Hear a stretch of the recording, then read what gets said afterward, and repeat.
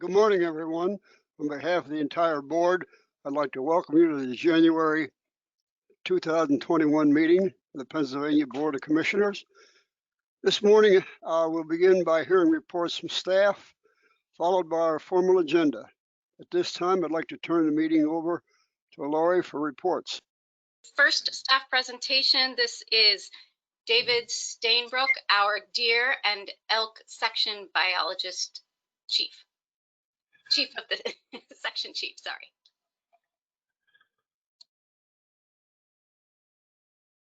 Good morning. Today I'll be covering 3 items: a request for statewide concurrent seasons, a request to use wildlife management units for the late antlerless only firearm season, and an extension to the DMAP deadline for applicants. Before we get started, I was asked to provide an introduction to myself since I'm a new hire. I'm David Stainbrook, the new deer and elk section supervisor. I grew up in Northwest Pennsylvania, and that's where my family still resides. And I did my graduate work at Penn State University, working with deer management.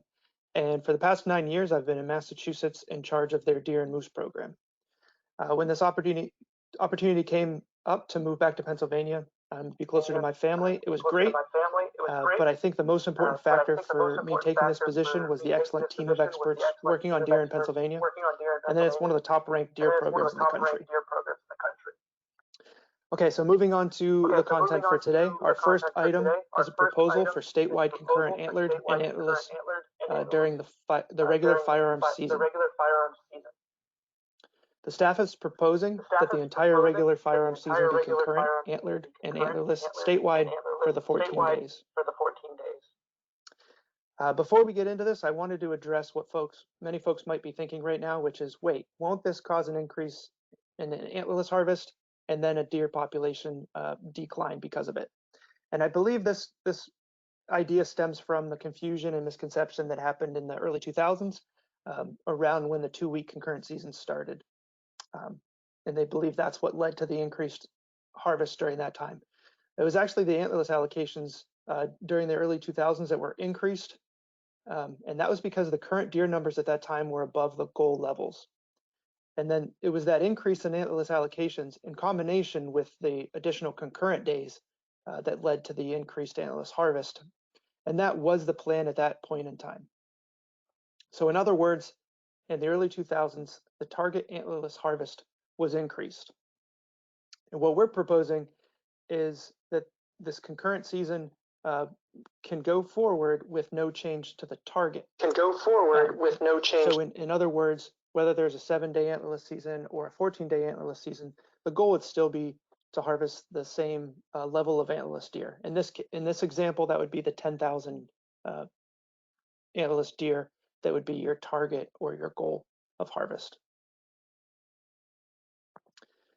And so, like I said, the target harvest stays the same, but because you're adding more time, the antlerless allocation would be adjusted. So since there are more days with the 2 weeks, the success rate will increase a little bit. And so we don't need to give out as many antlerless licenses to meet that target, that 10,000 in this example. So what changes is the license needed to harvest 1 antlerless deer. That's the number that changes. So that means that the number of antlerless licenses allocated will go down a little bit with a longer season. So this does mean that there will be a lower allocation, but based on previous year's data, there should be enough licenses that all resident hunters should still get their first round selection, and there should be more left over after that. The other important point is the statewide concurrent season simplifies regulations. This is what the current season looked like in the digest this past hunting season. And so in this example, it was some of the wildlife management units in the south central and the southeast section of the state. And this has changed quite a bit from year to year. It's really confusing for hunters to try to keep up on all these changes. There's a lot here. And what I want to show you is if we went forward with this change, it could be as simple as this, just a simple statewide antlered and antlerless during the date range. So in summary, the staff is proposing a 14-day statewide concurrent season. The antlerless allocations, they're going to be adjusted to accommodate that increased number of days. So it's not going to lead to an increased harvest over and above whatever the target or objective is for that particular unit at that point in time. This simplifies the regulations, and it also increases hunter opportunity to be able to take antlerless deer during both of those weeks. Okay, moving on to our second proposal. This proposal is to use wildlife management unit boundaries rather than county boundaries for the extended firearms antlerless only season. I want to say that the season, the extended antlerless only firearm season, was created to provide more time for hunters in the suburban and urban areas around Pittsburgh and Philadelphia. The late season was originally allowed in wildlife management units 2B, 5C, and 5D, but it was changed in 2013 to be only in smaller county boundaries, the special regulation counties within those larger wildlife management units. That change further complicated our regulations and was inconsistent with how deer are managed statewide, which is by the wildlife management units. So the staff is proposing that we return this late season back to the wildlife management units 2B, 5C, and 5D, rather than just in the special regulation counties only. Returning to the wildlife management unit boundaries provides consistent deer management across similar landscapes, and it's how we manage deer statewide. One of the big reasons is the urban areas I had mentioned. Urban areas are one of the most challenging factors for deer management. And as you can see here, they're distributed throughout both of these wildlife management units, 2B, 5C, and in 5D. So the deer management challenges that come with these urban areas, they're not just limited to those special regulation counties, but they're also found elsewhere within that larger management unit. The next point is that antlerless harvests are evenly distributed in both wildlife management units 2B and 5C prior to that change in 2013. Between the special regulation counties, which you can see here in yellow, and the rest of the area that would be within their wildlife management unit, which you can see here in green. And as you can see here, between the land area and the antlerless harvest, they're very proportional for both the harvest relative to the land between those two areas. This means that the harvest wasn't skewed to one area or the other. It was evenly distributed throughout. So moving back to wildlife management units, we would expect the same situation to occur now. So in summary, the staff proposes that we return this late antlerless only firearm season back to wildlife management units 2B, 5C, and 5D, rather than just in the special regulation counties only. This change not only simplifies regulations, it's consistent with how we manage deer statewide using those wildlife management units, which were designed to contain similar habitats, human populations, and public land areas, and work well. It also provides more clear and consistent boundaries for hunters, and it increases hunter opportunity. Another important note I wanted to make here is that this proposed change is not meant to reduce or to change the deer population. The antlerless allocations, which are based on goals and objectives, serve that purpose, and those could be changed in the future. Our final proposal today is to extend the DMAP application deadline from May 1st to July 1st. Moving the deadline for DMAP to July 1st is an easy change, and it makes sense. It provides more time for applicants to analyze data and that they collect, such as pellet counts after snowmelt and vegetation data after the green up in the spring. This change will still provide enough time for our staff internally to get the coupons out to applicants before the deer season, and applicants can still apply earlier if they're ready. Also, this is only affecting the applicants for these programs. Nothing will change for hunters. They'll still be able to get their coupons and purchase their licenses or permits before the season. That concludes our discussion today. Thank you so much for your time, and we're happy to answer any questions. Are there any questions from the commissioners? All right, so we will move on to the next presentation, which is from our elk biologist, Jeremy Banfield.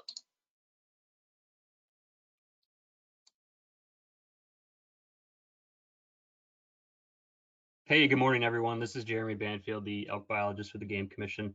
I'm going to be fairly brief this morning, reviewing the 2020 elk hunting seasons and then introducing what I would consider a fairly simple request to change some of the wording on our late season, our late hunting season. So just to quickly review the 2020 elk applications, you can see there that it started off very strong in the early 2000s when we first opened the hunt, and then it plateaued. And over the past few years, it's really been increasing a lot. Now, the sudden increase that you see in 2019 and 2020 is due to the addition of the archery and late seasons. And that's what that GAL is supposed to represent. So general archery late. The 64,000 in 2019 and then the 79,000 this year, that's the total number of applications.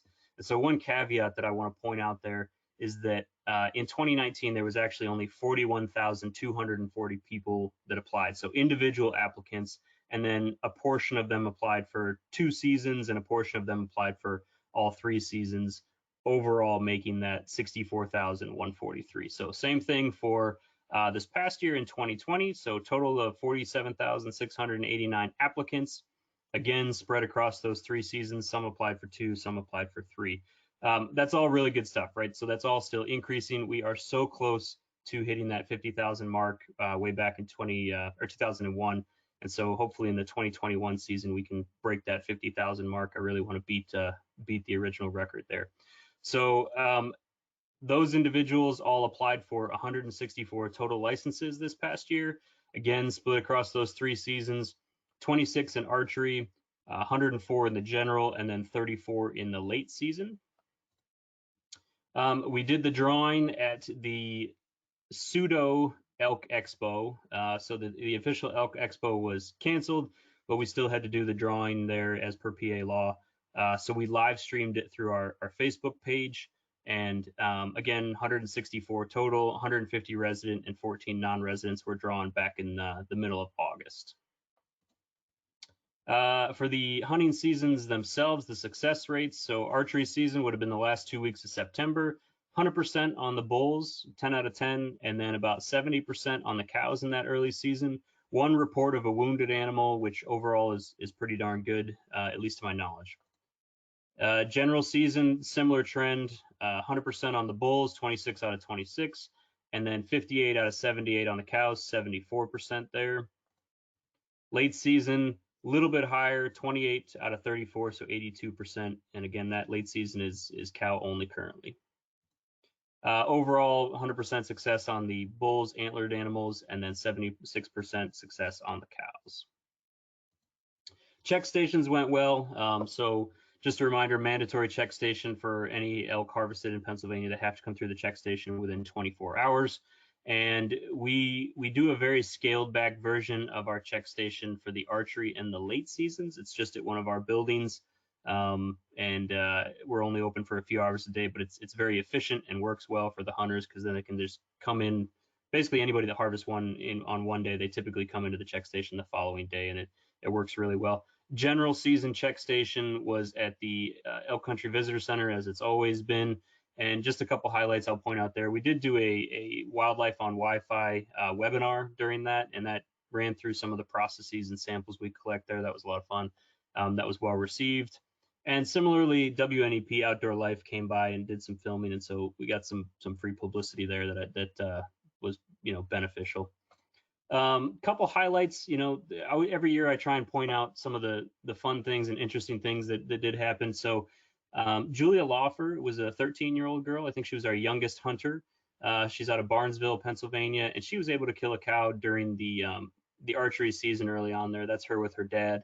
And so I just wanted to bring that up. I think that's a really neat story. Every year I try and bring up one of the cool stories that happened during the season, and this is one that really sticks with me. So congratulations to Julia. That's a huge accomplishment.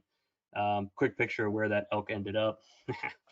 And another one we have here is another cool story is Ben Porkalab. So Ben Porkalab is actually one of the staff at the Keystone Elk Country Alliance. They're the ones that operate the visitor center in Benezet. Ben is from St. Mary's, Pennsylvania, so he's a local there in the elk range. Hugely accomplished hunter, and this was really a lifelong dream of his to go after PA elk. So he had his own 5 tag for the general season. He spent several weeks scouting and was able to close out on a nice bull Monday afternoon. That hunt was filmed by Tom Bob Outdoors, and then it was shown on the Pursuit channel just recently here. So just an overall cool story, and I think that kind of publicity is never a bad thing for Pennsylvania's elk program. So shifting over to changes for the 2021 season, really the only thing that falls under my purview at the moment that we need to talk about in terms of changes is some minor wording surrounding the late antlerless season. So as you can see there, currently we are referring to the late season as antlerless, as an antler season. It has been. It's always been cow only. Moving forward, the potential is there where we would like the opportunity to put antler tags in that season if needed. So I'm not saying that that will be requested in the 2021 season, or maybe even not the 2022 season, but the day will come when we would like the opportunity to put antler tags into that late season. And so we're just asking that we change the wording now and simply remove the word antlerless. So it'll be archery season, general season, and then just late season as opposed to the late antlerless season. Reasons for that, primarily, we've got an increasing bull to cow ratio over the past few years. If that trend continues, we will probably need to put some additional tags in that late season to try and bring that ratio back down. And then along that same line, CWD concerns. When CWD does strike our elk population, and to our knowledge, it has not yet, but when it does, there will be the need to, again, put some additional antler tags in that late season as well. And then finally, we'd like to change it now simply because there are those applicants that are interested in only hunting antlered elk, only hunting bull elk in Pennsylvania. And so currently they may not be applying for that late season, as in they may not be building points for that late season. And if we change the wording there and make sure that people are aware that, you know, the day may come when we put antler tags into that late season, you know, that might motivate them to begin applying now and building points in that late season as well. So we're just trying to be transparent there and make sure that everybody is aware of what the potential changes are in the future. That's really all I have for changes this year. The tag allocations will come in April, so we're still waiting on our annual survey. It's actually underway right now. The aerial survey team is out flying just about every night. So the survey is underway and the tag allocations will come from that. You'll see those in April. And beyond that, that's all I have. I will take any questions whenever we decide to do questions. Are there any questions from the commissioners for Jeremy? Okay, we'll move on. Charlie, hey, this is Scott Fordora. I just want to thank Jeremy for his dedication to the elk range. Thank you, Jeremy. Thanks, Scott.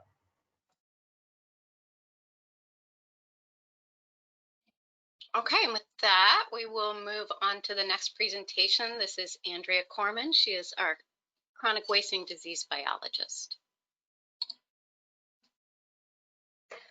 Good morning. I'm Andrea Corman, the CWD biologist, and I'm going to provide an update on sampling and implementation of our CWD response plan so far this season, and also demonstrate our new CWD visualization page.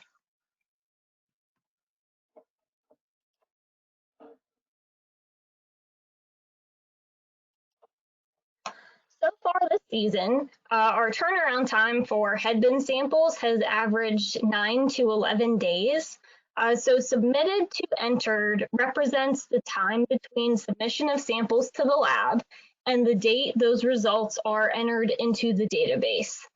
And submitted to mailed is the time between submission of samples to the lab and the date that those letters were actually sent from our mailroom. Both of these had a maximum turnaround time of 24 days and a minimum of 1 to 2 days. Last year, we averaged 15 days from submission to entry, so we've shortened our average turnaround time by nearly a week. These averages do not take into account the time from a hunter submitting a head in a bin to the time that we collect and actually mail those samples, which may add several days. Although other states have been reporting declines in CWD sampling, the Game Commission and partners like Wildlife Futures, New Bolton Center, and PDA have continued high levels of sampling. As of last week, we collected over 11,000 samples from white-tailed deer since July 1st of last year, with about 3,000 of those still pending analysis. almost 8,000 not detected, and 91 of those were 91 of those were positive. As we've seen in the past, most of these detections have been in DMA2, with the exception of one roadkill deer that was in DMA3. For elk, we collected 149 samples, of which 39 are still pending, and 110 have come back not detected. The other category for both species includes various sample types, for example, crop kill, escaped captives, and permitted deer. One of the objectives in the response plan is to limit sample prevalence in the established area to 5% or less in hunter-harvested adult deer.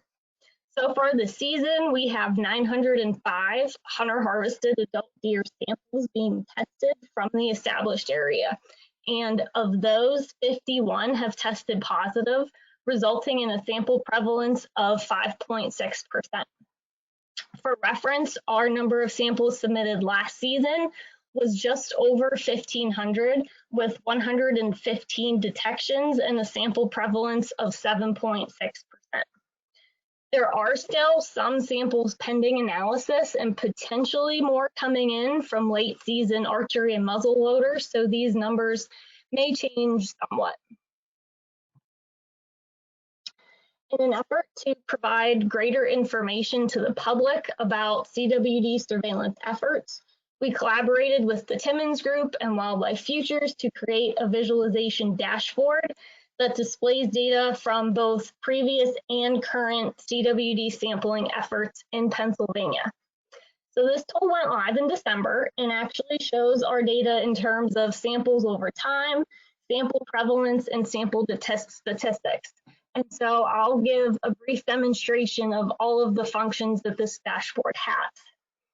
It is located on our CWD lookup page. So if you scroll down, you'll see this is where our new dashboard is, and I'll expand this. So beginning with the samples over time tab, there is one filter at the top where you can look at both white-tailed deer or elk. And you can see by this bar graph, our data go back to the 2013 season.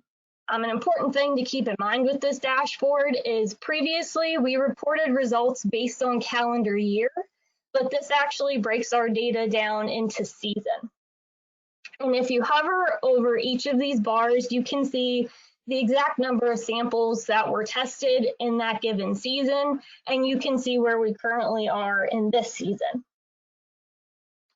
This graph below shows our positive samples over time. And again, if you hover over each of these, you can see how many detections were collected in a particular season. Now, if we look at elk, our data actually only go back to the 2015 season, but again, it's the same idea where you can see how many samples were collected during that season. And fortunately, so far, we have not had any CWD detections in our elk. In our sample prevalence tab, there are a lot more features on this specific one, and it does default to the current season with white-tailed deer, and it's showing all of this information at a statewide level. So across the entire state, like I mentioned before, we've collected over 11,000 samples and we've had 91 detections. And this is showing us how our statewide sample prevalence has changed from one season to the next. It also defaults to the CWD detection density map. So this is showing us where we've gotten positives so far this season and where they've been most concentrated, which is not surprising. This is what we consider to be our established area. We do have other filter options. Again, you can filter by season. You can look at white-tailed deer or elk sample information. We can also break this down by age, so adult, fawn or calf, and yearling. We can also look at our sample source. So our two main ones are hunter harvested and roadkill, and then everything else is included in the other category. We can also look at sex for male or female. And then we have all of these different map options, so we can look at different scales of sampling effort. So one of the ones that's interesting is our DMA sample size. So the different colors here simply represent different sample numbers. So the darker the color, the more samples that particular area has. If you change this DMA map by season, it will actually change those boundaries so you can see which boundaries were in effect in that particular season. Now, if you hover over them, it gives you the specific information for how many samples were tested in that DMA and how many detections we had. So in DMA 3, you can see that changes to about 1,700 samples and 1 CWD detection. Now, if you actually click on this DMA, it will change all of this other information to what is relevant in that specific DMA. So our sample prevalence has changed, along with our samples tested and our detections and how that has changed over time. This is very similar to a lot of these other maps. Will show kind of the same format. So we have them at the WMU level, the county level, and the township level. I'll show you the county just as another quick example. So again, the color just represents how many total samples have come from that county. So if we look at Jefferson County, again, you can click on that county and it will focus all of that information to that specific area. And we can see that there have been over 800 samples tested in Jefferson County with 1 detection so far this season, and how that prevalence has changed over time. And again, a lot of these maps are very similar to that format. The 2 of the other ones that are really important are the DMAP and the established area maps. So this DMAP map shows the 8 DMAP units that we created this season specifically for CWD. And again, you can see these colors represent the different sample sizes we've collected. Now this map is a little different than the others because we have specific response plan objectives for these DMAP units. And in the response plan, we stated that we would like a target sample size from each of these units of about 250 to 300 samples.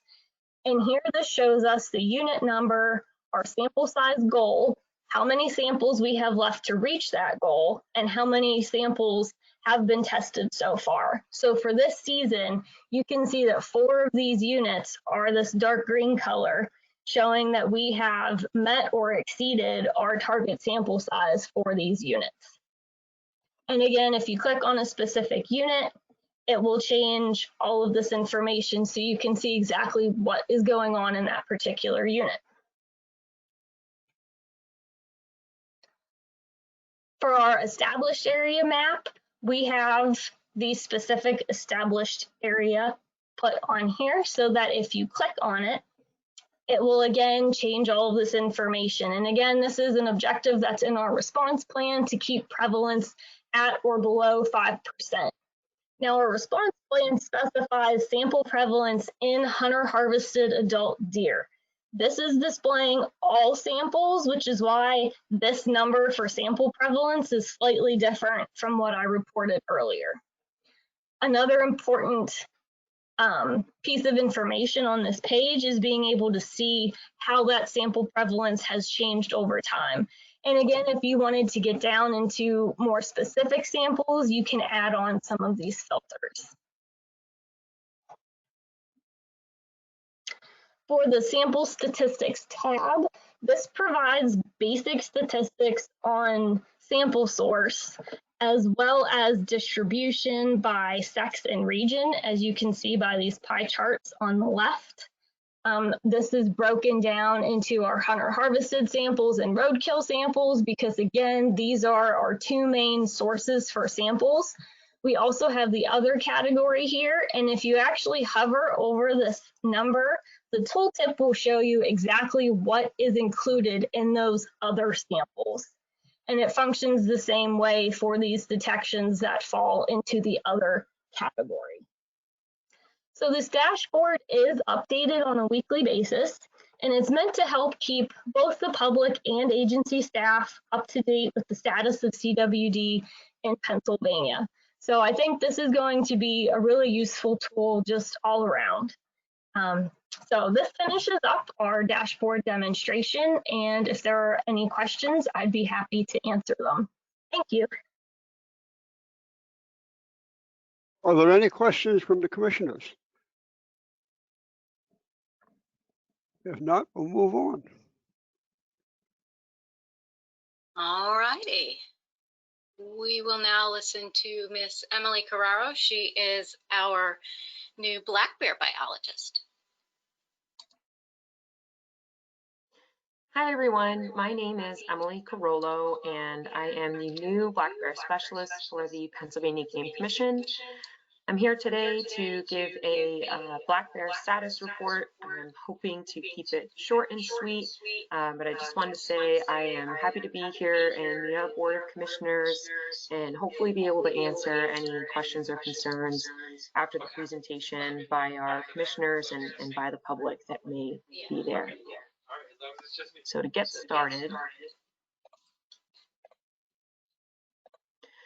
our black bear license sales are the first thing I wanted to bring up, as it was another record year similar to last year. We had almost 10,000 more license sales in comparison to last year in total. So about 220,000 licenses were purchased for the black bear season this past year. And specifically, there was a breakdown of about 211,000 in-state licenses and almost 9,000 out-of-state license sales, which were records in and of themselves. And I think a lot of that can be attributed to the great opportunity that we provide here in Pennsylvania and the multiple seasons, and also really how healthy our black bear population is, not only in quantity and in number, but the kind of bear that you can harvest here in Pennsylvania is definitely what draws hunters here to hunt our population. And speaking of record opportunity, we had quite a bit of opportunity again in our 2020 season as we did in 2019. This slide is slightly misleading because we actually did have the same total number of days when we account for overlap in seasons as last year. These bars actually show the total number of days in each season added together. So it looks like there was additional opportunities this year, but actually it was the same with total numbers. And we did have an extra week of archery this year, statewide archery, that overlapped with our statewide muzzleloader season. So there was an ample amount of opportunity for bear hunters to take advantage of this past season. And our harvest numbers again showed that. While there was quite a bit of a decrease in comparison to last year, it's important to note that this number, the 3,600 bears that were harvested, is still the 6th highest amount of bears harvested in the last 30 years or so. And as you can see in the line below this graph that shows the specific number of bears where that 3,600 is, the red line below actually shows the change in total harvest over the years. And you can see that there are peaks and valleys, and that's very usual for not only for harvest numbers, but in general for a population to be considered. And this gives a little bit more of a breakdown in our seasonal harvest. And it's another important thing to mention that there's quite a bit of equal harvest opportunities that were taken throughout the entirety of the season. So as you can see, our muzzleloader and special firearms, the statewide archery, and then also our general firearms season almost take up equal amounts of the pie. And that's something we've been seeing over the course of years. And I'll get a little bit more into that in our next slide. So we have seen a total harvest increase over the last 25 years. And that change, as I mentioned below, you can see that change as increases and decreases occurs regularly throughout a history of harvest seasons and histories of populations. So it's not unusual to see quite a bit of a decrease after a high harvest last year. So as I was mentioning, you can see now in more of a historical context how our season opportunities are slowly starting to line up. And this year it's been quite significant. As you can see at the end of this graph over 2020, the opportunities for all of our seasons almost overlap each other. So we've noticed a continued decrease in our general firearms season as far as the total number of bears harvested during that season. We've noticed quite a bit of an increase in our archery harvest. So this is specifically for our statewide opportunities. And something to note as well, that there has been a decrease in the extended season, but it also is on par with the average number of bears that are taken throughout the last several years during the extended season. So there was a decrease in comparison to last year, but as I noted before, there was also a decrease in the total harvest number. So it's important to note that it's not something that is of concern or to be worried about necessarily, and especially because of the earlier opportunities that are now provided and being taken advantage of by Pennsylvania hunters, such as the statewide muzzleloader and the statewide archery season. So we tagged 913 bears over the course of our capture season for 2020 to help in our population monitoring efforts. A lot of this effort is done by our game wardens, so I wanted to say thank you for them or to them for helping us achieve those numbers. It's definitely an important part of our program to be able to come up with these population estimates. And as you can see, it was quite a high number in comparison in previous years as well. And so with that number, we're able to come up with a population estimate of right around 16,000 bears. So there's a couple important things I wanted to note with this slide. There was obviously a drop in the population from last year's estimates. However, it is still absolutely an acceptable population for the state. 16,000 bears for Pennsylvania is still a very healthy population and provides quite a bit of opportunity for hunters, but also for wildlife viewing purposes as well. And our intention of these seasons was to decrease the population. So with that goal in mind, is something that we have been looking to achieve. And we also are aware of and have on our radar that monitoring the population during the addition of these seasons and making sure that we're allowing for responsible harvest is incredibly important. So it's on our radar to keep these population estimates in mind. And there are several projects going on looking at the effects of these seasons to make sure we're allowing for, again, a sustainable and responsible harvest during our seasons. The other aspect of this that is very important to bring up is our overall harvest rate. And a harvest rate of 22%, it's very similar to last year's. And this is obviously across all of our seasons.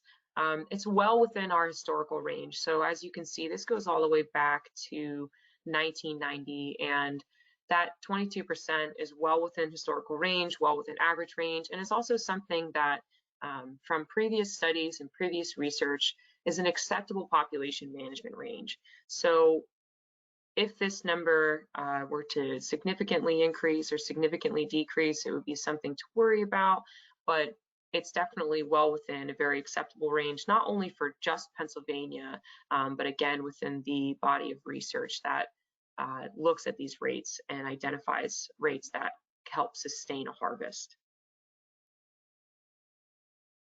So to jump right into it, like I said, I'd like to keep things short and sweet. These are our 2021 proposed seasons and changes. There really isn't too much that's going to change. I highlighted a couple of these seasons just to note that there will be differences. So specifically for WMU's 2B, 5C, 5D, and 5B, so our early archery bear seasons, they will actually have an additional Sunday hunting opportunity, and that will be on November 14th. And for specifically the WMU 5B for the early archery season, it has been extended to be concurrent with the deer season that is in that that is available as well in that WMU, and to just make things a little bit easier on hunters and make it less confusing. And I highlighted again our regular firearms statewide bear season because there will be that additional Sunday hunting opportunity for the second year in a row. Other than that, for the most part, things remain relatively the same. So with that being said, I wanted to take any questions, and hopefully I provided the information we were looking for. But again, any questions or concerns, you can feel free to let me know now. If you can't answer them now, I'll get back to you at a later date. Thank you. Thank you. Thank you. Are there any questions from the commissioners? Yes, Charlie, this is Scott, Commissioner Foradora. Hey, Emily, thank you for the presentation. Very good. You may be too early that you don't have the data, but yeah, our intention was to give more opportunity to decrease the bear herd, especially in agricultural and urban areas. Is there any data that drop? I know when we moved the seasons back, the concern was killing more females long term of cub bearing age. Is that data too early to tell if that's playing out? Sorry, I was just trying to bring up my screen so we can see the PowerPoint as well. But you know, as far as the specifics of female harvest vulnerability and how that's affecting, you know, our potential population, we do have a project on the ground right now that's being done by a graduate student through Oklahoma State. He actually was an employee here with the Game Commission as well, so he has quite a bit of an experience with the black bear population. So I don't have that information right now. What I can tell you is that overall, the harvest rate of percent female harvest and percent male harvest was very similar to previous years. So the total female harvest for this year was 52%. And to give you kind of a little bit of a background, you know, in 2018, I don't have the numbers for 2019, unfortunately, but for 2018, it was 47%. For 2017, it was 50%, and the same for 2016. So it's all right around the same total percentage, you know, rate for the female harvest. It's all right around that 50% even split with male harvest.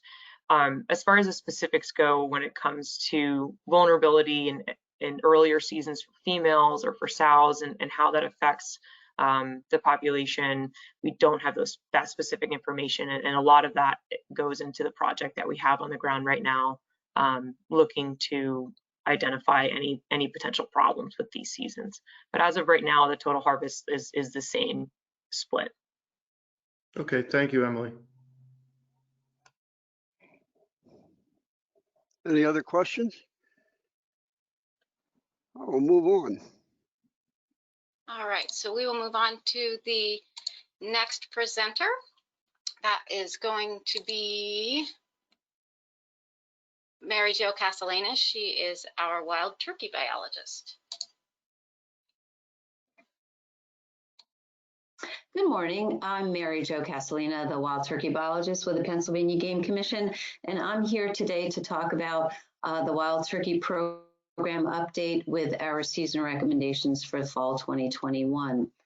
So when we discuss turkey populations, the trend in spring harvest density, that is spring harvest per square mile for each wildlife management unit, is an indicator of that unit's population trend.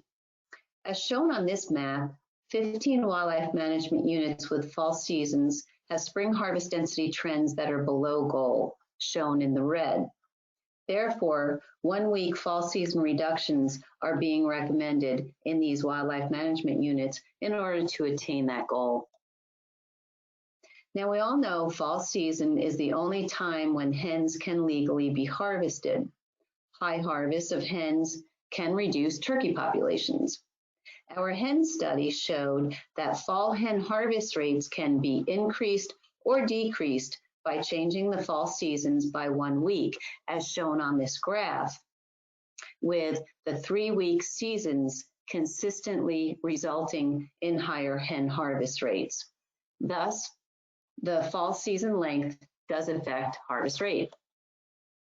So when we're considering reducing the fall season by 1 week, consider that even though the Thanksgiving season is 3 days, the harvest is equivalent to a week, that is Saturday through Friday. This graph shows the Thanksgiving harvest accounts for, on average, 20% of the fall season harvest, which is the average of the second and third week's harvests. Now, when we consider the importance of the Thanksgiving season by hunters, the importance of that Thanksgiving season varies by hunter age.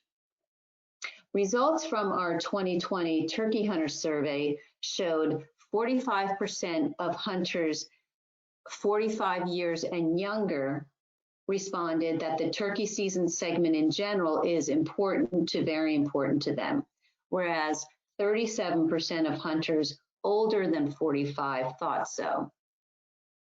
Results from the 2020 turkey hunter survey also show hunters prefer keeping the Thanksgiving season when regular seasons are long.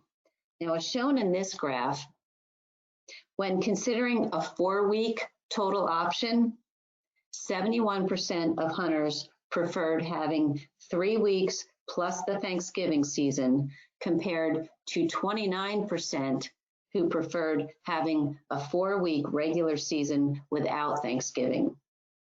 However, when considering a 1-week total option, only 27% preferred having the Thanksgiving season, whereas 73% preferred having the 1-week consecutive season without Thanksgiving. So for the 2-week option, hunter preference was split. That is, about half preferred having 2-week consecutive, and then the other half preferred 1 week plus the Thanksgiving season. So for that 2-week option, when we analyzed it by age group, younger hunters prefer keeping the Thanksgiving season, so having 1 week plus Thanksgiving, over having a 2-week consecutive season. And older hunters split their preference. So moving on now to firearms, changing sporting arms regulations could affect the fall harvest as well as changing the season length. For most sporting arms, the percent of the harvest is close to or less than the percent of hunters using that sporting arm, as with shotguns and bows. Rifles are the exception. 14% of hunters actually use rifles, but 33% of the harvest is taken with rifles, primarily because many who harvest fall turkeys with rifles do so opportunistically while hunting other game. In fact, 50% of the rifle hunters during the turkey hunter survey were opportunistically hunting turkeys. Now, if we assume rifle hunters would switch to shotguns and have the same shotgun success rates, the fall harvest could be reduced by approximately 20% if rifles were not legal for fall turkey hunting. That harvest reduction, though, would vary by WMU. So we looked at the 3-year, that is 2018 to the 2020, average harvest by rifles, and it does vary by wildlife management unit as shown on this map, from 20 to 25% in management units 1A, 1B, and 2A, where rifles became legal in 2012, to 47% in 2H, and 50% of the season harvest in 3A. Therefore, the harvest reduction would be less in the Western wildlife management units if rifles were eliminated. Now, let's see. For some additional background information, During the 2020 Turkey Hunter Survey, we asked hunters their attitudes regarding sporting arms. Fall turkey hunters support the current sporting arms at varying levels. The majority of hunters support crossbows, as shown by the shades of blue on this pie chart, with the darker color being strong opinion. And a few hunters oppose crossbows, as noted by the shades of red in this pie chart. Now, regarding rifles, about half of hunters have strong opinion, either support or oppose rifle use, as indicated by the dark blue and the dark red pie pieces on this chart. Now, the total split was 47% support, 33% oppose, with 20% being neutral. They had no opinion. Now, in conclusion, I would like to finish my presentation with the fall season recommendations. We are recommending fall season length reductions in 15 management units. Wildlife management units with the down arrows here are those that are proposed to be reduced by 1 week, except 5A, which is being proposed to go from 3 days to a closed season. So these season lengths on this map are those that are proposed for this year. And with these management actions, we position the turkey populations to increase to our management goal, with the objective of eventually adding hunting opportunities back in the future. Thank you for your time today, and I will be available for any questions.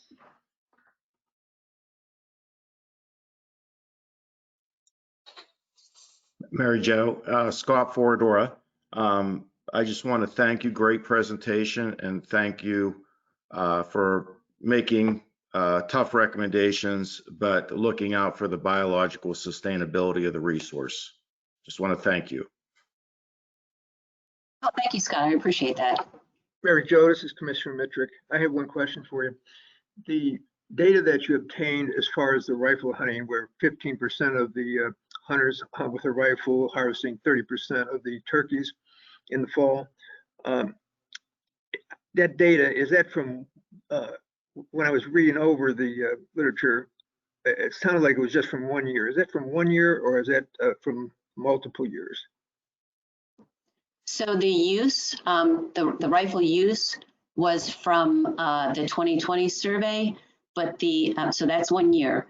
But the actual harvest was from our reported harvest, averaging it was a 3-year average, 2018 to 2020.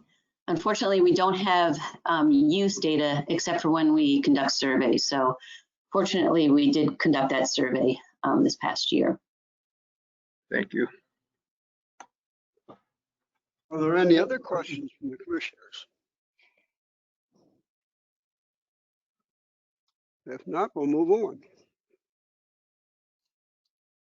I am Peter Sussenbach, the Director of the Bureau of Wildlife Habitat Management for the Pennsylvania Game Commission, and I have the distinct honor of presenting the John M. Phillips Habitat Management Award for Excellence to this year's recipients.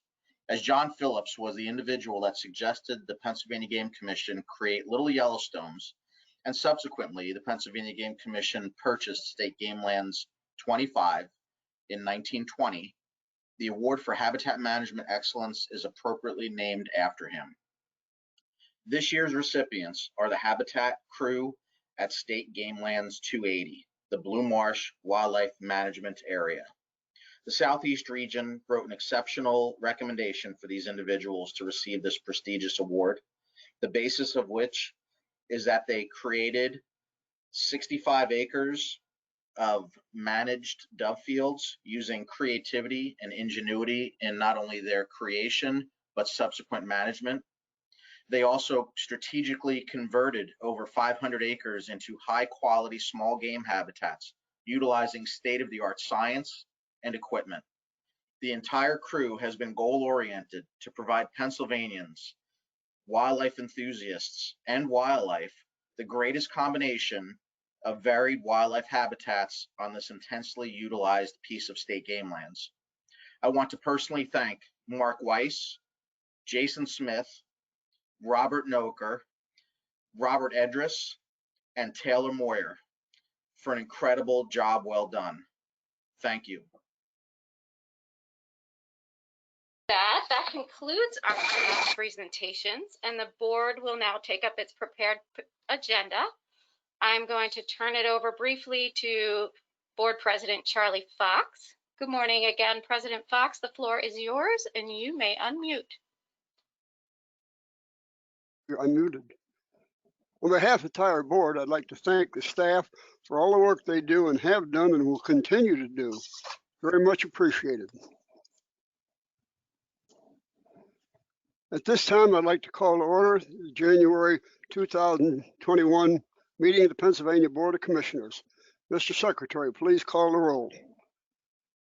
I will. Commissioner Fox, Yes. Commissioner Knick, Present. Commissioner Metrick, present. Commissioner Fedora, Present. Commissioner Fredericks, Present. Commissioner Layton, Present. Commissioner Schnebb-Geiger Present. are present. Okay. Next on the agenda is approval of minutes for the meeting held September 26th. Do I have a motion? Commissioner Frederick, so moved. Commissioner Layton, second. Mr. Secretary, please call the roll. Call the vote. All in favor? Aye. Aye. Aye. Opposed? Aye. Opposed? Hearing none, the motion passes. I want to take a minute to thank everyone who took the time to submit comments before this meeting. Last evening, I had 88 emails. I've been averaging between 75 and 100 every day. Appreciate the time they take to respond to us. That's very important. At this point, I'd like to turn the meeting over to Mr. Brad Bechtel for the formal agenda. Thank you, Mr. President. The first item to come before the commission today is from the Bureau of Administrative Services concerning proposed rulemaking to amend 58 PA Code Section 143.1 and create Section 143.5. The commission currently issues various hunting and fur-taking license products to customers in physical form only on the familiar durable yellow stock. New features in the PALS, or the Hunt Fish PA system, are expected to go live for the 2021 to 2022 license year, and will have the capacity to provide hunters and trappers with a digital version of its licensed products by email and through the PALS system. However, current licensing regulations will need to be amended to authorize and define their use. The Commission is proposing to amend Section 143.1 and create Section 143.5 relating to definitions and digital licenses to define and authorize the use of hunting and fur-taking e-licenses. This authorization will also extend to certain permits also sold through the PAL system, such as mentor permits, bobcat permits, range permits, etc. An e-license is generally defined as a digital or electronic copy of a hunting or fur-taking license or permit provided to customers in the form of a PDF document. An e-license will be issued to the hunter or trapper at the time of purchase and will be authorized for use in the same manner and as an alternative to traditional physical license documents. When used, the e-license will be stored and displayed by the customer on a mobile device such as a smartphone or tablet. The customer will also have the option of printing a copy of e-license products on their own printer using appropriate paper stock. Carcass harvest tags will continue to be provided to customers in physical form only on the familiar durable stock. No digital versions of these documents will be issued to customers or authorized for use. Customers that elect to purchase licensed products online will be provided with digital copies of their licensed products and thereafter mailed physical carcass harvest tags. Customers that elect to purchase licensed products at an agent location will be issued physical carcass harvest tags at the time of purchase and will also have the opportunity to have digital licenses provided to them electronically when a valid email address is provided. There will be no additional fee for customers to retrieve e-licensed products from the Commission's PAL system. However, replacement license fees will still apply where replacement carcass harvest tags are requested or where the customer opts for a physical reprint of licensed products. The text of these amendments are shown on page 2 through 4 of your agenda.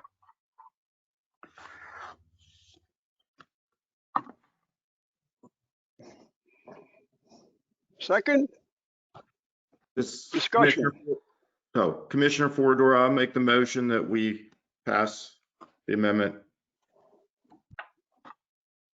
Commissioner Frederick, Second it. All Now in we'll have favor? some discussion. Mr. President, this is Commissioner Layton. If I can just have a minute, please. So I will let Commissioner Foradora say what he wants to the staff, but I want to commend him for his forward thinking on this. Since he's become a commissioner, he's been pushing for the e-license, and he's kind of bulldogged this until we got it to a point where the new system's up and running and we can get it done. So to Deanna, thank you for all the work that you've done, and Commissioner Foradora, thank you for the work that you've done on this too. Tim, thank you very much for your kind words, but as you know, we were all talking about it. I was glad to be a part of it, and thank you, Tim, for the comments. Thank all the commissioners, and Deanna, I know it was a lot of work, but thank you as well. Thank you. We're excited to get this one approved and get it rolled out to the hunters. Any further discussion? Mr. Secretary, call the vote. All in favor? Aye. Aye. Opposed? Hearing none, the motion passes.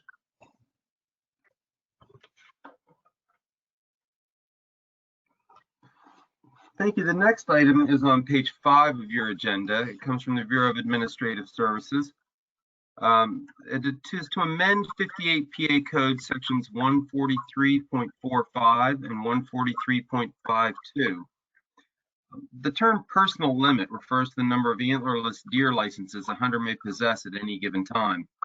Current rules differ between wildlife management units, or WMUs, that are generally within and those that are outside areas defined as special regulation areas, such as WMUs 2B, 5C, and 5D. Persons hunting outside of WMUs 2B, 5C, and 5D are currently restricted to acquiring a maximum personal limit of up to 3 antlerless licenses. Persons hunting within WMUs 2B, 5C, and 5D currently have no personal limit on the number of antlerless licenses they may acquire from WMUs with a remaining antlerless license allocation. The allowance of the unlimited personal limit in WMUs 2B, 5C, and 5D was originally intended to ensure that the quota of antlerless licenses set by the Commission for WMUs 2B, 5C, and 5D was issued to the fullest extent possible in an effort to achieve deer management goals. The unlimited personal limit does not permit a person to obtain antlerless licenses beyond a given WMU's annual allocation of antlerless licenses. The Commission recently observed that as of mid-November, there were still well over 16,000 antlerless deer licenses available in WMUs 2A and 4A. Persons hunting in these areas where significant numbers of antlerless deer licenses have remained unsold late into the deer hunting seasons have questioned whether the current personal limit continues to make sense. More to the point, these hunters have inquired whether it makes more sense for the Commission to ensure that the quota of antlerless licenses allocated to the various WMUs across the state are issued to the fullest extent possible to achieve the goals behind the original allocations in the same manner as in WMUs 2B, 5C, and 5D. The Commission agrees with this approach. The Commission is proposing to amend sections 143.45 and 143.52 relating to completing and submitting applications and procedure for unlimited antlerless licenses to authorize unlimited over-the-counter sales of antlerless licenses in any open or unexhausted WMU on the second Monday in September until such quotas are exhausted.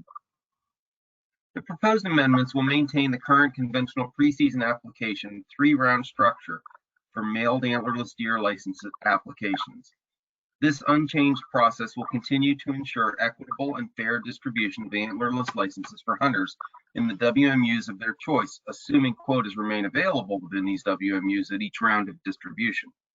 However, the proposed amendments will expand the availability of unlimited over-the-counter sales of antlerless licenses to any and all WMUs that have an available quota remaining on the second Monday in September, not just WMUs 2B, 5C, and 5D.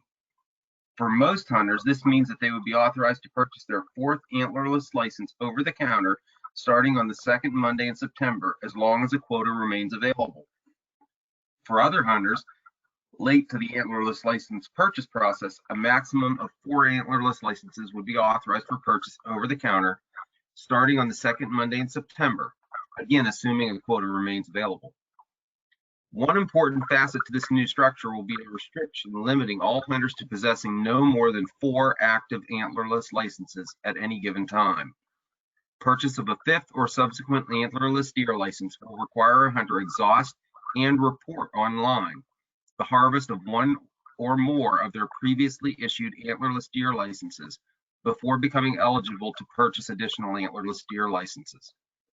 Over-the-counter sales of antlerless deer licenses will continue in this manner within each WMU until the quota assigned to each WMU is exhausted.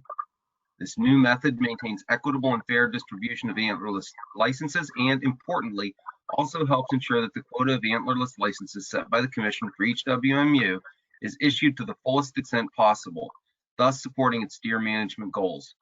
This new process will simplify the antlerless deer license regulations by applying the same distribution rules to all WMUs across the board. The Commission also expects to see the collateral benefit of increased harvest reporting rates with this new process due to the harvest reporting requirements applied to the issuance of subsequent antlerless deer licenses. Lastly, the Commission also sees the potential for antlerless deer license sales to stretch into regular firearms deer seasons for some WMUs, thus making some antlerless deer licenses available to hunters purchasing their hunting license later in the hunting season. The text is shown on pages 6 through 7 of your agenda.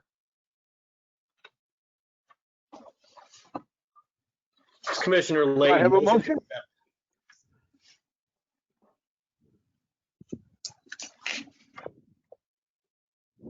Commissioner Fredericks, I move to accept the amended.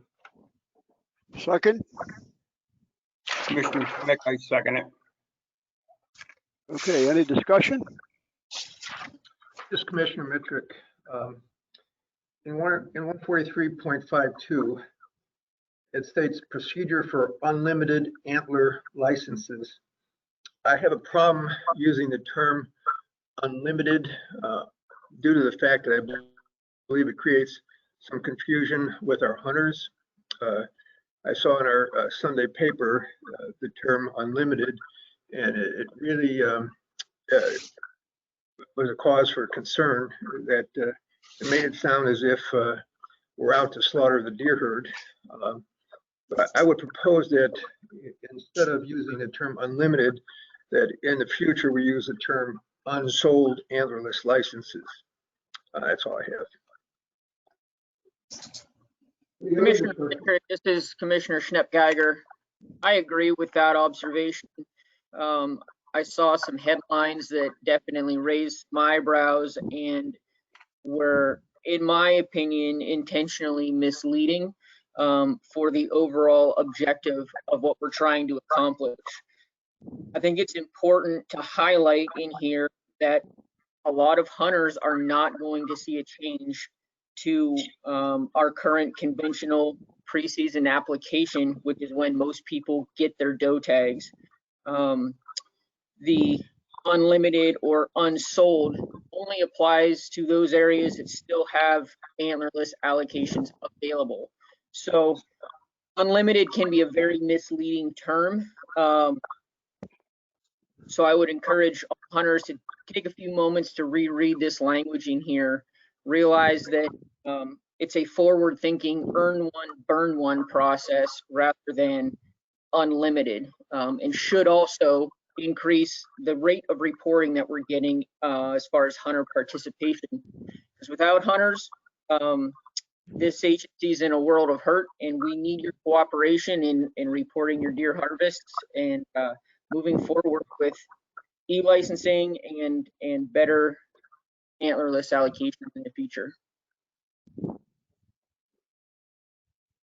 Any further discussion? Mr. Secretary, call the vote.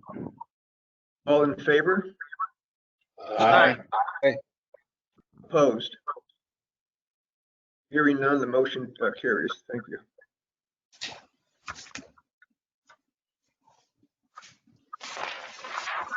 Next item before the commission appears on page 8 of your agenda. It's from the Bureau of Wildlife Management and proposed rulemaking to amend 58 PA Code Section 139.4 relating to seasons and bag limits for the license year to provide updated seasons and bag limits for the 2021-2022 license year. The 2021-2022 seasons and bag limits have been amended to reflect current available scientific data, population and harvest records, field surveys, and professional staff observations, as well as recommendations received from staff, organized sporting groups, members of the agricultural community, and others interested in the management of the wildlife resources of this Commonwealth. Proposed Sunday hunting dates are similar to those used in 2020 through 2021. However, expansions of Sunday hunting opportunity are proposed in that the Sundays during the archery deer and firearm bear seasons would also be open for other species, except for migratory game birds and wild turkey, with seasons encompassing those dates. These expansions of Sunday opportunity are the only changes proposed for small game and fur bearer seasons. With wild turkey population trends declining in many wildlife management units, closure of the fall season in WMU 5A, and reductions in season length for 14 other WMUs are recommended in accordance with Wild Turkey Management Plan guidelines to increase hen survival. For deer, a statewide 14-day concurrent antlered and antlerless firearm season is recommended to simplify regulations and provide increased opportunity, especially for younger hunters. Also, the extended post-Christmas firearms season is proposed to be set at the WMU level, 2B, 5C, and 5D, rather than at the county level to simplify regulations, given that the antlerless harvests are evenly distributed throughout these WMUs, regardless of firearms restrictions. Minor expansions of archery bear hunting opportunity are proposed in WMUs 2B, 5B, 5C, and 5D. Other black bear season recommendations are similar to those in 2020. The antlerless designation is proposed to be removed from the late elk season to provide the commission the flexibility to issue antlered elk licenses for this season if and when appropriate. Specific license allocation recommendations for all elk seasons will be provided in April. The text of the seasons and bags and limits are shown on pages 9 through 18 of your agenda.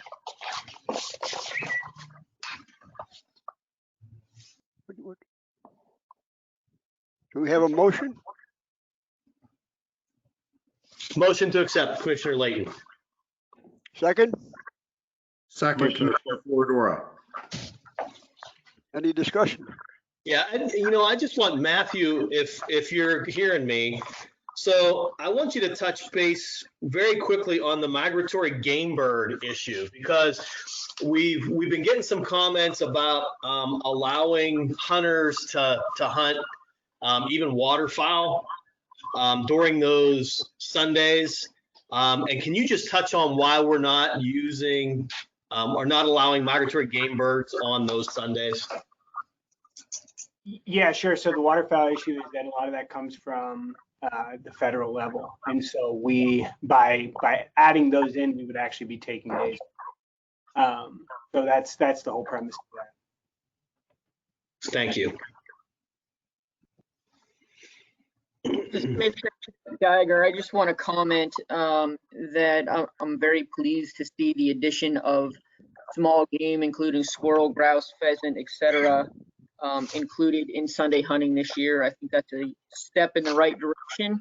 as far as Sunday hunting in this state is concerned, with the regulatory authority that we have been granted to us by the state legislature. And I'm excited to see the opportunities and the pictures posted on Facebook of smiling people out there enjoying the resource on a Sunday. Any further discussion? Mr. Secretary, call the vote. All in favor? Aye. Aye. Aye. Opposed?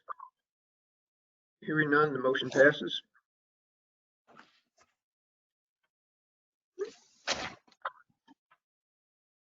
And the next item before the commission is on page 19 of your agenda.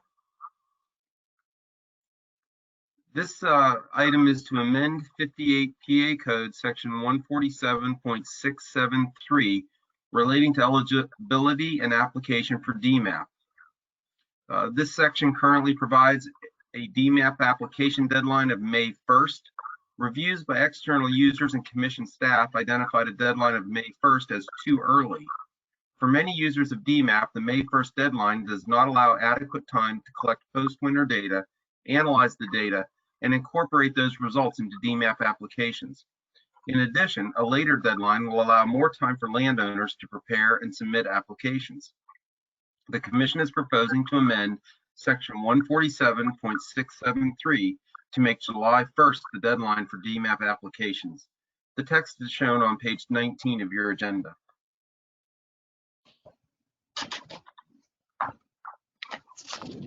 Do we have a motion? Motion, Commissioner Knick. Second? Second, Commissioner Layton. Any discussion? I have a question, Mr. President. This is Commissioner Layton. So Matthew, is this you again? Yes, sir. So as I recall, it wasn't long ago that we changed this date to the May deadline. And if I'm not correct with that, just we'll stop here. But did we find out that it was just too fast, too quick for those DMAP applicants to get their information in, and we're just kind of helping them out by going to July? Yeah, it's actually two parts. One is folks were out there collecting data, trying to figure out what the best path for them moving forward is, and they just didn't have enough time to get that in, as well as our staff needs. We get a lot of them based on, in some regions get a whole bunch and some regions don't. And so as this is building, this program is building, providing more staff time to give them that flexibility to work with these guys, these landowners, and so on. It's important that they have that so that we can get this done right. I appreciate that, and I appreciate the Bureau looking out for our constituents and making this whole process easier for them. Thank you for that, Matthew. Yeah, thank you. Good comments. Any further discussion? Mr. Secretary, call the vote. All in favor of the motion? Aye. Aye. Opposed? Hearing none, the motion passes.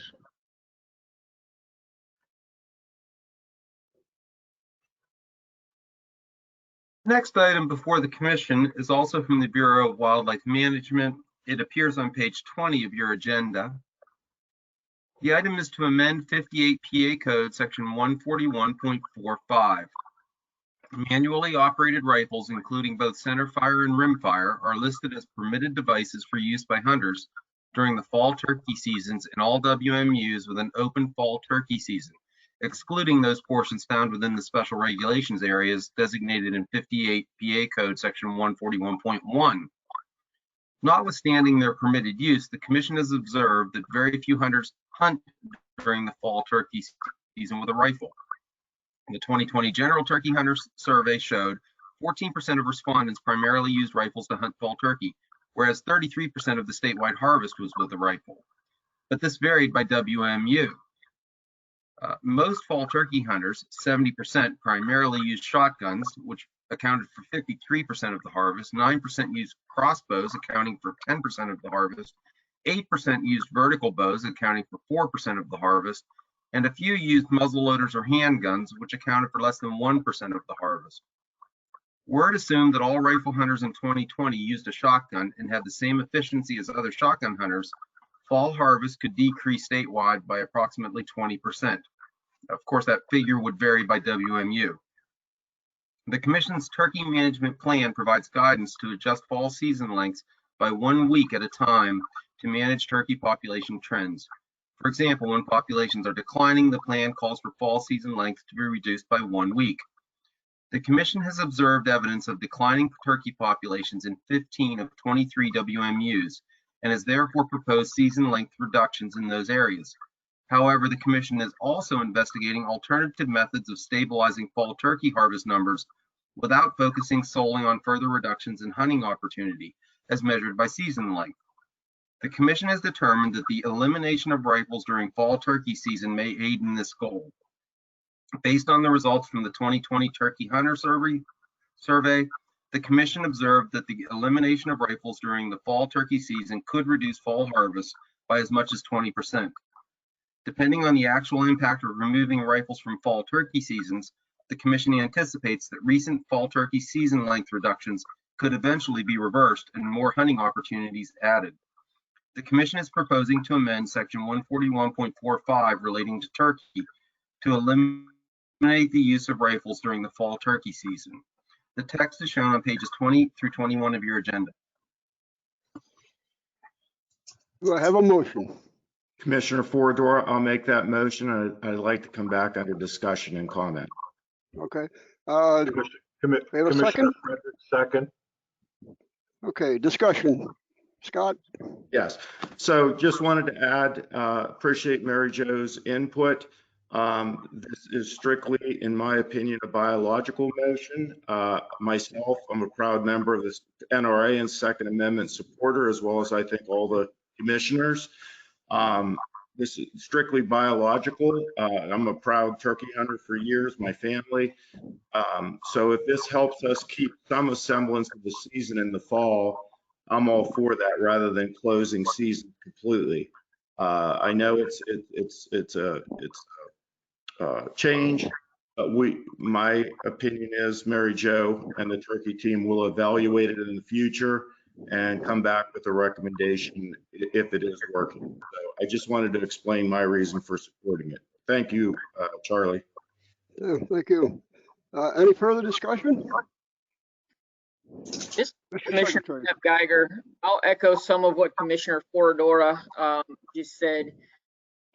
It's great to be part of an agency that puts the resource first and that's looking at declining turkey populations. There are a lot of people on this webinar in Hunt, Pennsylvania that really enjoy fall turkey hunting. And the last thing we want to do is see that season closed. So this may be a little bit more conservative approach than what a lot of people would like to happen. But let's hope we're erring on the side of caution right now and that pays dividends for us. Thank you. Any further discussion? Mr. Secretary, call the vote. All in favor of the motion? Aye. Aye. Opposed? Hearing no opposition, the motion passes.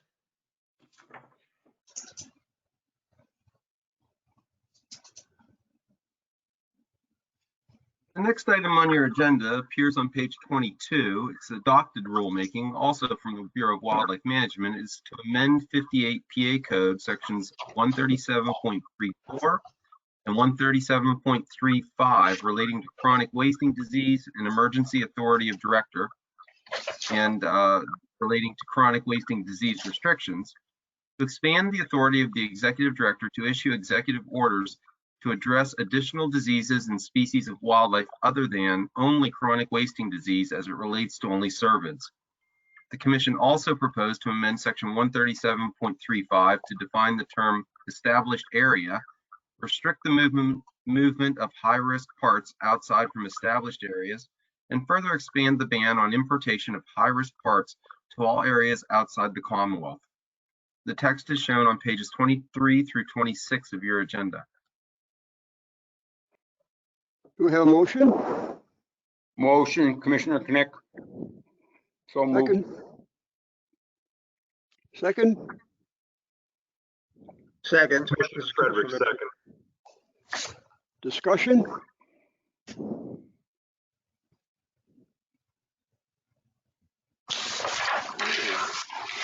No further discussion. Secretary, Mr. Secretary, call the vote. Favor of the motion? Aye. Aye. Aye. Opposed? Hearing none, the motion carries.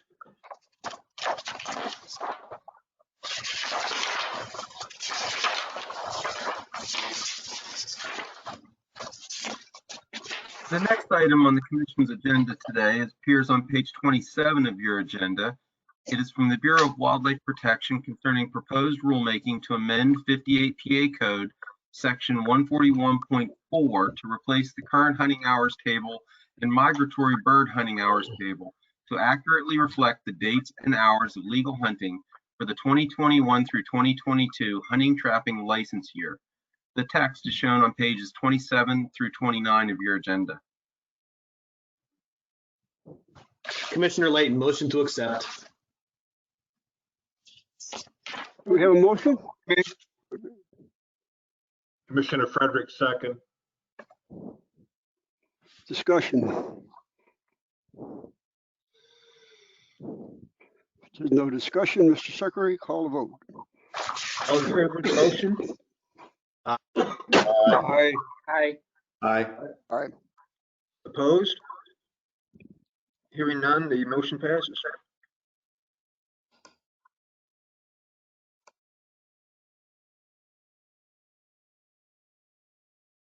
Moving to page 30 of your agenda, the next item on the agenda is to amend 58 PA Code sections 143.203 through 143.203A and 143.206, and to create section 139.18 and 143.2303B. The Commission has identified the current regulations concerning elk licenses do not adequately describe the 3 available elk licenses and their authorized uses.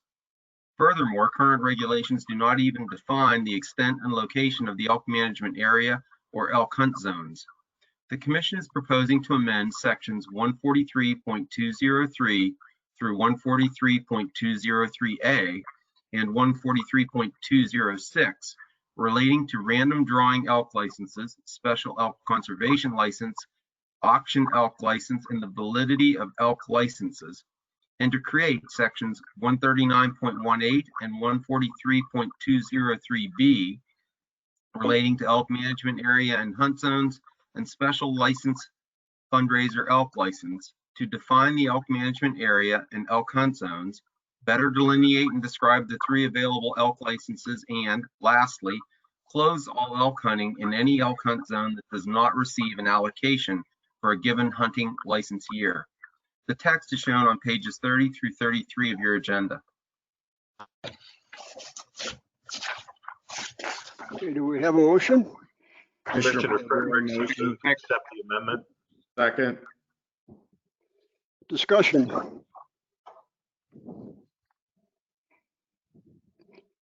If there's no discussion, Mr. Secretary, please call the vote. All in favor of the motion? Aye. Aye. Opposed?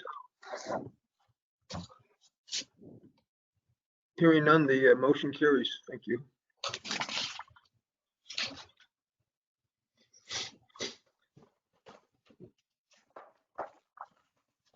And the next item on your agenda is on page 34. It comes from the Bureau of Wildlife Habitat Management. It concerns real estate and a donation.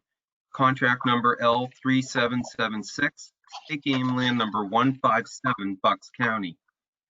Natural Lands Trust, Inc., or Natural Lands, is offering to donate 15 plus or minus acres of land in Haycock Township, Bucks County, and indenture in state game land number 157, as shown on Exhibit Red 1 on page 35 of your agenda.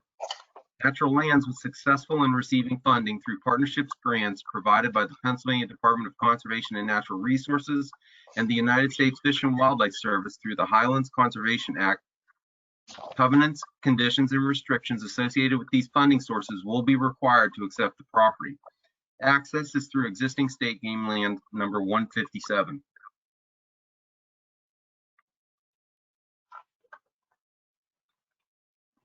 Commissioner Layton, motion to accept. Second, Commissioner Connect. Any discussion? Mr. President, this is Pete Sussenbach, if I may just have a few moments. Go ahead. Okay, I just want to thank Jack Stefferud and the team over at Natural Lands Trust, as well as our partners over at DCNR and the U.S. Fish and Wildlife Service. I'm amazed every time we deal with Jack and his team, and I've dealt with him personally for about the last 10 years or so. I'm amazed that as soon as we complete a deal, it's like another deal comes along that fits perfectly into our game land system. And as this one shows in the accompanying map, I mean, we're closing out an indenture, which has been a strategic objective of ours for quite some time. So I just wanted to throw that out there, that we've got great partnerships with other staff from other agencies and private organizations. And the team within the Game Commission is, in my opinion, second to none in helping to aid and pull these things together. So just wanted to throw that out there. Okay, any further discussion? Yeah, Mr. President, this is Commissioner Layton. I just want to say, Pete, it never ceases to amaze me that every meeting that we have, we are adding land that's been donated by somebody, or a conservancy, or whatever the case may be. And I can't thank you and your staff enough for the work that you do to continue to add game lands for the Pennsylvania hunter to use. What a great resource. And thank you. Great job. I appreciate the kind words. And again, it's a team effort, and things just continue to get pulled together in a positive direction, and it's exciting to be a part of that.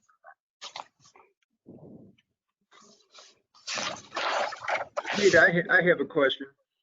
Approximately, what did this land cost? I mean, I realize it was donated to us, but I'm just curious as to what kind of dollars the Natural Lands Trust had to put up to purchase this. Do you have any idea?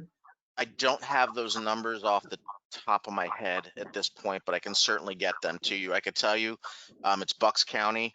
It was pretty significant. I was going to say it's Bucks County, yeah. It's pretty significant. Yeah, well, that's unbelievable. But yeah, I was just curious, but thank you.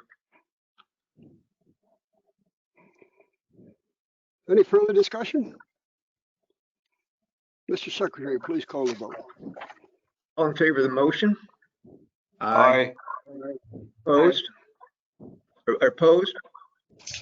Hearing none, the motion carries. Okay. And the next item concerns an acquisition shown on page 36 of your agenda, contract number L3777, state game land number 147 in Blair County. May Brothers LP and Ben L. May Excavating Inc. are offering 635 more or less acres of land in Freedom and Greenfield Townships, Blair County, adjoining a detached portion of state game land number 147, as shown on exhibit red 2 on page 37 of your agenda. The option price is $1,040,000 lump sum to be paid with funding from the Indiana Bat Conservation Fund, IBCF, and will be subject to approval from the United States Fish and Wildlife Service, U.S. Fish and Wildlife Service. The IBCF was established by the Fish and Wildlife Service to fund projects important to the conservation and recovery of the Indiana bat within the Commonwealth of Pennsylvania. The Indiana bat is listed as a federal and state listed endangered species. The property is to be managed for the primary benefit of the Indiana bat in accordance with an Indiana bat management plan developed cooperatively by the Pennsylvania Game Commission and the United States Federal Fish and Wildlife Service. 4 tower sites are located on the property and are being conveyed with the property. 2 of the tower sites provide additional revenues, which will be transferred to the commission upon conveyance of the property. As per the agreement between the U.S. Fish and Wildlife Service and the commission, these annual revenues will be retained and kept by the commission in the game fund. The property is forested with northern hardwoods. Access is from T349 or Mountain Road.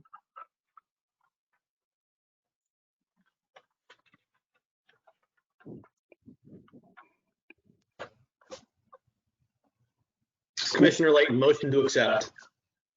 Do we have a second? Commissioner Commissioner Knick, second. Discussion?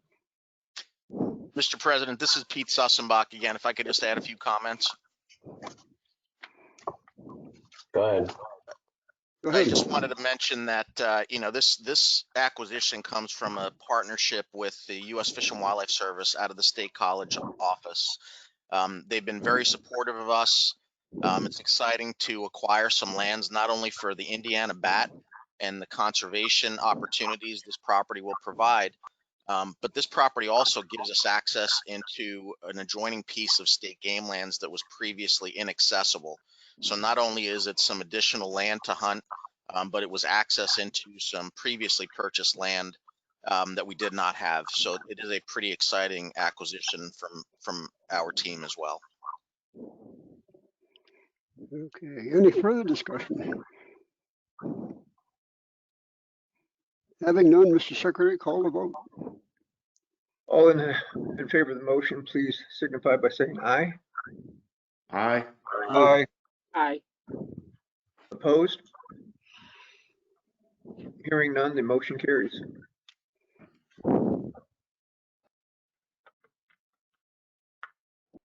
And the next item is on page 38 of your agenda concerning an exchange, contract number L3778, state game land number 249 in Adams County. The Pennsylvania Department of Transportation, PennDOT, is offering to exchange 0.043 more or less acres of land in Huntington Township, Adams County, near state game land number 249, as shown on Exhibit Red 3 on page 39 of your agenda, to the commission in exchange for 0.043 more or less acres of state game land number 249. PennDOT is replacing a bridge over an unnamed tributary to Bermudian Creek on State Route 1009, Section 012, commonly known as Weirman's Mill Road. The bridge replacement project is located on a parcel of land acquired with funding authorized by the Project 70 Land Acquisition and Borrowing Act. Using this land for purposes other than prescribed in the Act will require approval from the General Assembly of the Commonwealth of Pennsylvania, which will be the responsibility of PennDOT. Access is from White Church Road. Staff has determined the proposed exchange is in the best interest of the commission. Motion? Commissioner Fredericks moved to accept. Second? Commissioner Layton, second. Discussion? Pete, you want to comment? No comments other than to say that obviously staff and PennDOT have agreed that this was, although a de minimis sort of a transaction, that it proves favorable for both sides at this point. Okay. No further discussion. Mr. Secretary, please call the vote. All in favor of the motion, signify by saying aye. Aye. Aye. Opposed? Hearing none, the motion carries.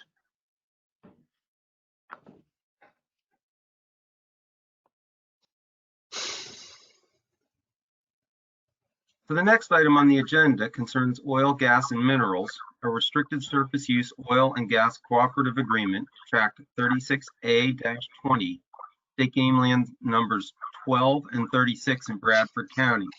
It appears on page 40 of your agenda.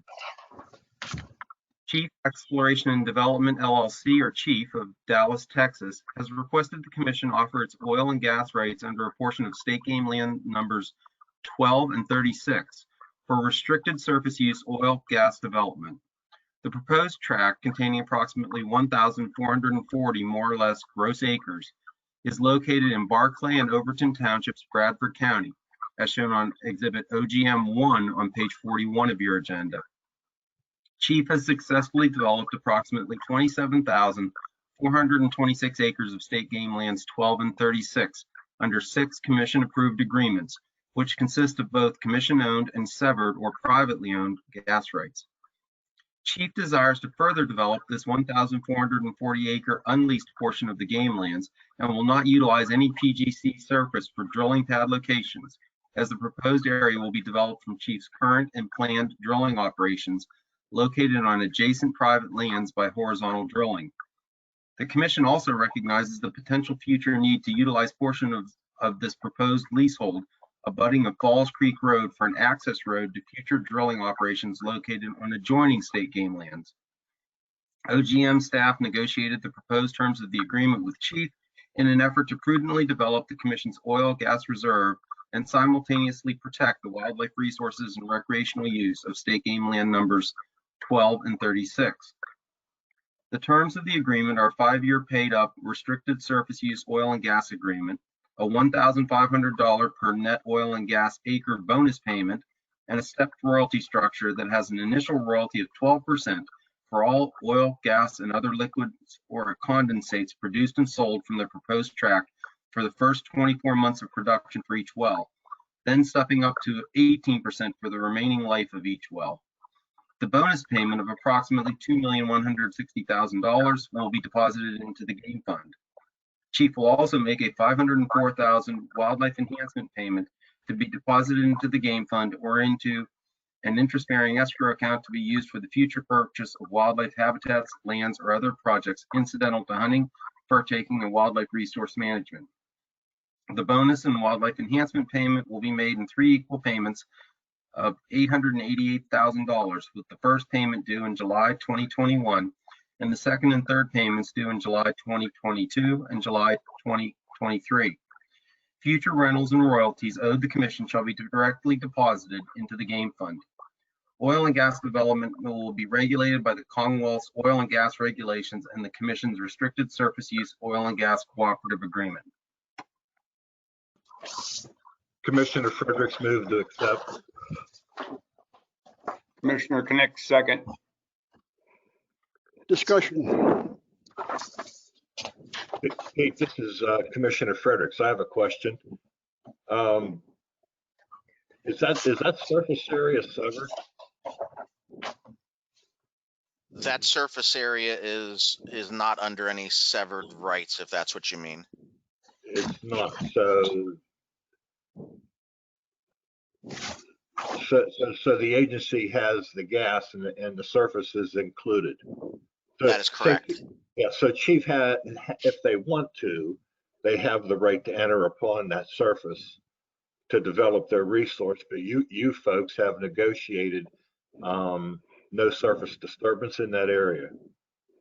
Correct. That was part of the negotiations, trying to protect as much of the integrity of that game lands as possible.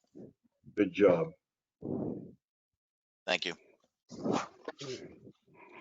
I can't tell from where I sit if there's any more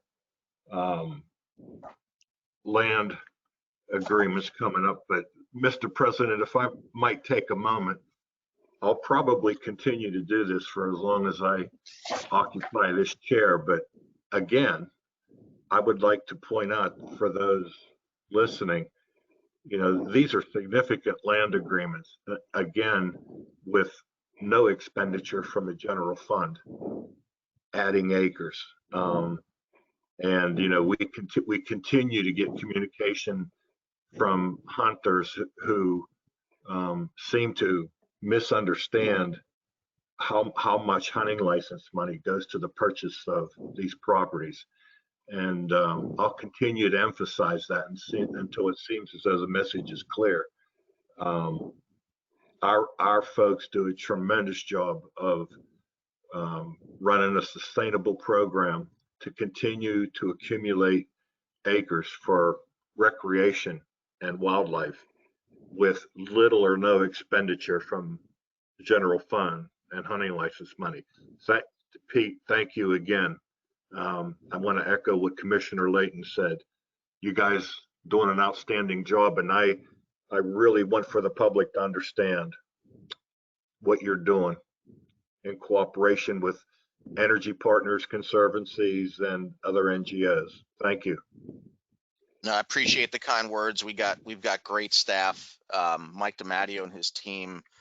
This is a great oil and gas deal, protecting the surface and integrity of the game lands, and prudently developing the gas resource underneath the game lands. We're really excited about this partnership that we've got out there with Chief. Things seem to be going extremely well. So I appreciate the kind words. Any further discussion? The only thing I'd like to add, if you happen to have an opportunity to take a look at that, they're just doing some remarkable things on 12 and 36. No further discussion. Mr. Secretary, call the vote. All in favor of the motion signify by saying aye. Aye. Aye. Opposed? Hearing none, the motion carries. Thank you. Brad, I'd like to thank you. Mr. President, this ends the formal part of the agenda that's printed. I'll turn it back over to you. Yeah, thank you, Brad. I appreciate that. Is there any new business to come before the commission at this time?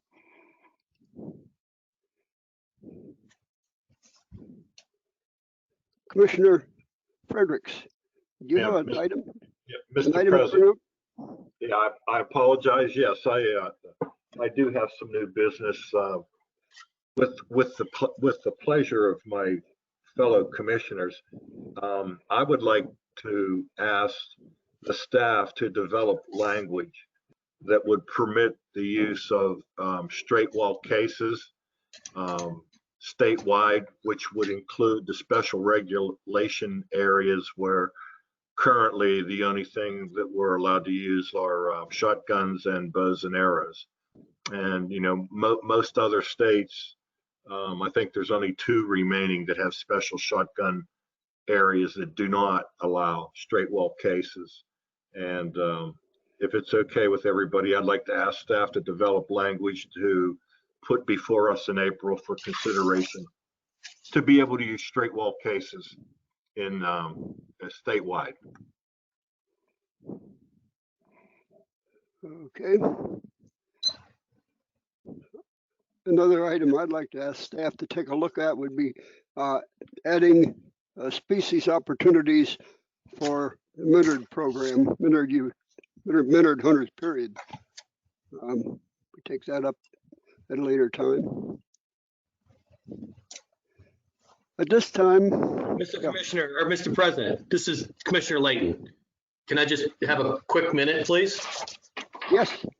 2 things. One is if Director Burhans is listening, and I'm sure he is, every year I like to get an update, if we can, on our cave-dwelling bats and our situation with white nose syndrome. So I was wondering if we could either way doesn't matter to me, if we could get a written report and send it out to the commissioners, or if we can have a presentation ready for April, I would appreciate that, just so we know where we're at and where we've come to this point. You bet, Tim. We'll take care of that. Absolutely. Thanks. I appreciate that. And one more quick thing. I just wanted to recognize the retirement of our Southwest Region Director, Tom Fazy. Tom has served the agency for 30 years and has been a great resource for me, and I know the other commissioners. And I just want to thank him for the service and his leadership over the past few years in the Southwest region, and just wish him all the best in his future endeavors. So, Tom, if you're listening, thank you and good luck, my friend. I'd like to echo that. Mr. President, if I could, I'd like to echo comments about Tom Fazy. He's been a tremendous asset to the team. I can remember the first time I met Tom was probably 25 years ago. He checked me while I was turkey hunting in Western Pennsylvania. And I liked him ever since, and it's been such an honor to be able to serve with Tom as part of the Pennsylvania Game Commission and he's done an outstanding job. So thank you, Tom, for everything you've done. Is there any discussion on our dates that are proposed for next year? If not, I'd like to just go over them. April 17th, July 24th, October 1 and 2.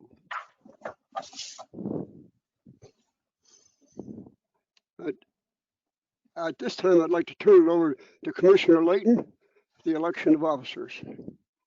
Thank you, Mr. President.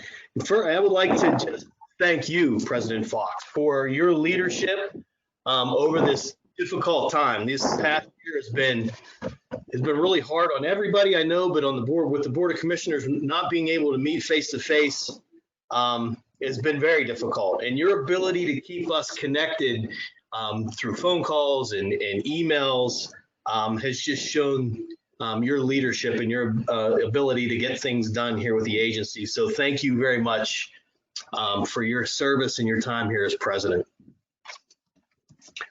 So on behalf of the Pennsylvania Game Commission, I would like to talk about nominees for the 2021 officers.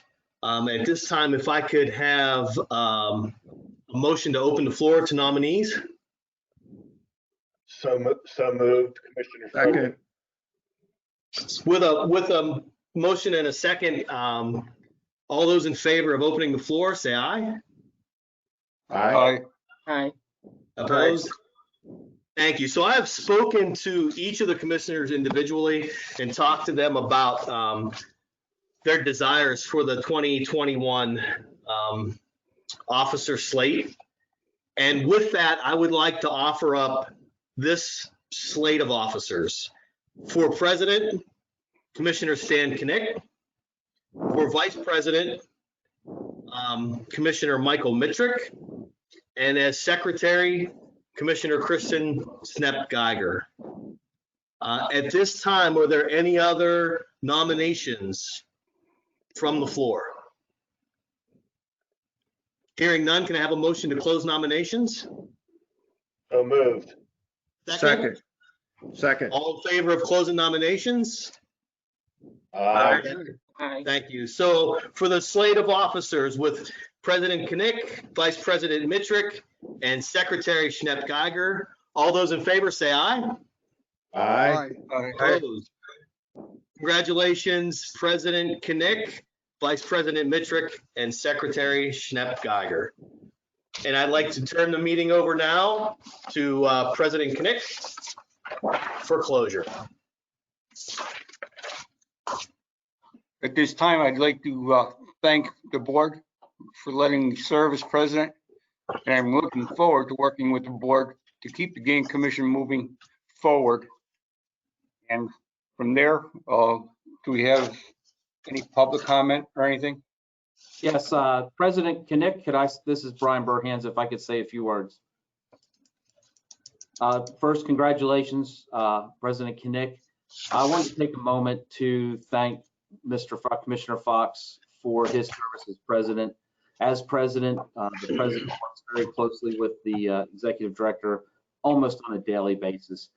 Charlie has always been there to lend an ear, to talk things through, has provided great counsel and advice, great leadership to the board. I just want to say, Commissioner Fox, on behalf of all the staff, the Pennsylvania Game Commission, we are grateful for your leadership and for what you've done to keep this agency moving forward. So thank you very much. Brian, and thank President Fox for his term serving as president. It was a great pleasure working underneath him. And do we have anything else from the board? I never in my wildest dream thought I'd wind up in this position. It's been an honor and a privilege. The one thing that I have to say is I so much appreciate all the people that I've been able to work with here, everyone from food and cover to the executive director. It's been a real pleasure for me and a real honor, and I thank you. Charlie, do we have a motion to adjourn? Commissioner Fredericks moved to adjourn. Commissioner Layton, second. All in favor of the motion, signify by saying aye. Aye. Opposed? Hearing none, the motion carries.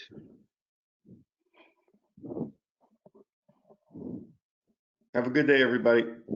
All right, and with that, our meeting concludes today. Again, the session has been recorded. We expect it to be uploaded to the Game Commission's YouTube channel early next week. On behalf of the board, the executive office, and the rest of the staff, we'd like to thank you for taking time out of your weekend to join us. And we hope you're able to get outside and enjoy some of Pennsylvania's great outdoors.